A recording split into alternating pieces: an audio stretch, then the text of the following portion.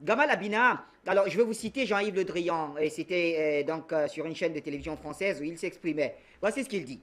Si les conditions ne sont plus réunies pour qu'on puisse être en mesure d'agir au Mali, on continuera à combattre le terrorisme à côté avec les autres pays du Sahel qui sont tout à fait demandeurs. Que veut dire la France par cette déclaration de Jean-Yves Le Drian? En substance, ça signifie une chose simple. Nous quittons le navire, mais nous faisons croire que ce navire nous intéresse toujours. Lorsque vous avez le feu dans une maison, et c'est bien au Mali, dont on parlait d'incendie littéralement islamiste, puisque Tombouctou, quand François Hollande s'était vanté d'avoir repris la ville, que c'était le plus beau jour de sa vie, à l'époque, évidemment, ça a duré 8 ans après, mais bon, à l'époque, on ne s'en rendait pas compte. Lorsqu'il se vantait de cela, la question du terrorisme, c'était bien dans la région sahélienne, malienne.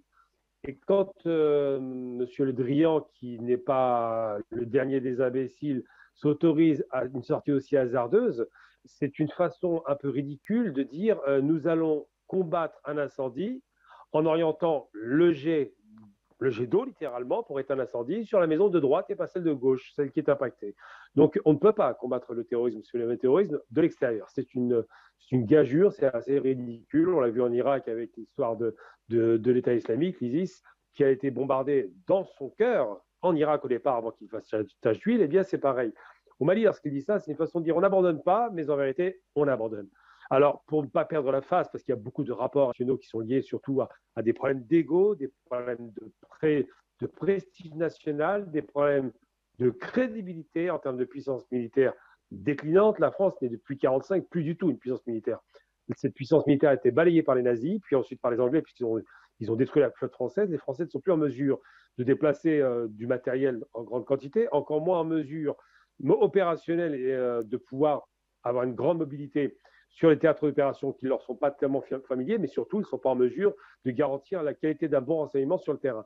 Donc, comme les Français sont en plus, et c'est surtout le plus important, l'ancienne puissance coloniale, comment peut-on imaginer que l'ancienne puissance coloniale, c'est comme si les Américains revenaient au Vietnam pour faire la loi, comment peut-on imaginer que cette puissance-là puisse jouer le gendarme de la région? Ça n'est pas sérieux. En revanche, on a très bien compris les intérêts des Français dans la région. Ils veulent garantir leurs approvisionnements d'abord évident aujourd'hui au Niger. C'est pour ça que Mohamed Bazoum est très proche des autorités françaises. Et ils veulent garantir aussi leurs approvisionnements dans les futures zones d'exploitation que constitue le Mali, qui n'est pas encore bien exploité, et évidemment le Burkina. Ce sont des pays qui potentiellement, un peu comme la RDC à l'époque, sont des pays très riches, mais qui sont peu exploités parce que les moyens ne sont pas mis en œuvre, parce qu'évidemment l'État est défaillant, parce que évidemment on a tout fait pour empêcher la formation des cadres dans ces pays. Et donc quand la France arrive comme une sorte de gendarme pour dire on vient vous aider comme un grand-papa, quand on vient donner des leçons et qu'au finalement on se rend compte que à la faveur d'un coup de force, eh bien les Maliens ont décidé de prendre leur avenir en main et de prendre les choses sérieusement en place. On prend l'exemple par exemple de ce qui s'est passé en République centrafricaine quand la France gérait, c'était la catastrophe, on arrivait presque à une guerre civile interconfessionnelle.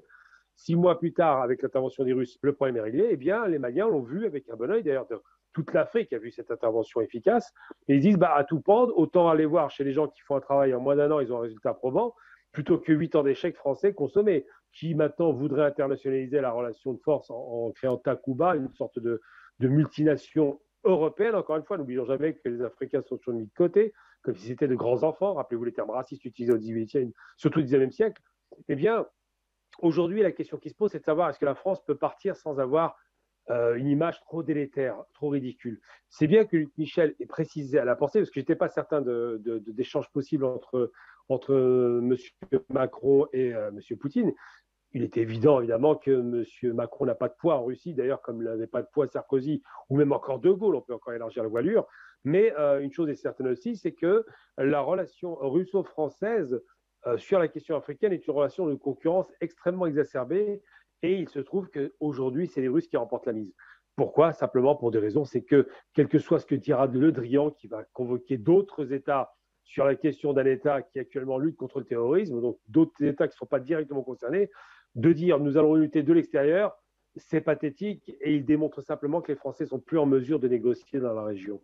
Aujourd'hui, ce qui va se jouer, c'est certainement la présence russe qui risque d'être durable et efficace, mais surtout la concurrence directe russo-chinoise contre non plus l'Occident, Europe, États-Unis, mais les États-Unis simplement. C'est eux qui prennent le relais, c'est eux qui vont certainement commencer à pousser leurs actions et leurs cartes. c'est eux qui vont commencer à jouer la carte du porte-monnaie, parce que souvent les Américains, pour obtenir des faveurs des États qui sont littéralement soumis à leur politique, utilisent le porte-monnaie pour pouvoir acheter les dirigeants. Mais il y a une bataille que tous les États occidentaux, néo-impérialistes ou impérialistes, ont perdu aujourd'hui. Néo-impérialistes, c'est les États-Unis, évidemment. Tous ces États ont perdu une bataille, c'est la bataille du cœur. Les peuples africains ont accès à l'information, sont en mesure de savoir qui sont leurs ennemis, qui sont leurs ennemis, et qui sont les gens qui peuvent leur rapporter un intérêt certain. Je ne dirais jamais que les Russes sont les amis des Africains, c'est ridicule.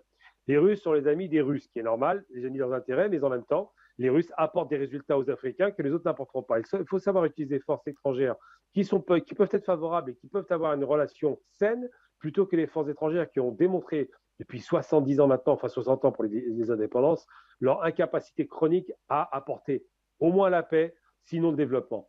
Donc effectivement, lorsque le Drian parle comme ça, c'est juste un effet comme ça d'annonce pour faire l'intéressant, mais il sait parfaitement que la partie est réglée. La population déteste l'armée française, on l'a vu à chacun de ses déplacements, et au-delà de la population, de toute façon, les dirigeants africains qui commencent à devenir indépendants ne veulent plus entendre parler de la présence des Français qui ont montré leur incapacité.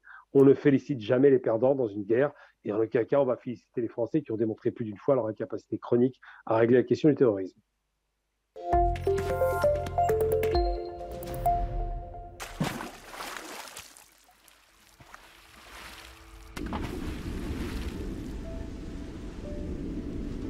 Afrique Média. Le monde, c'est nous.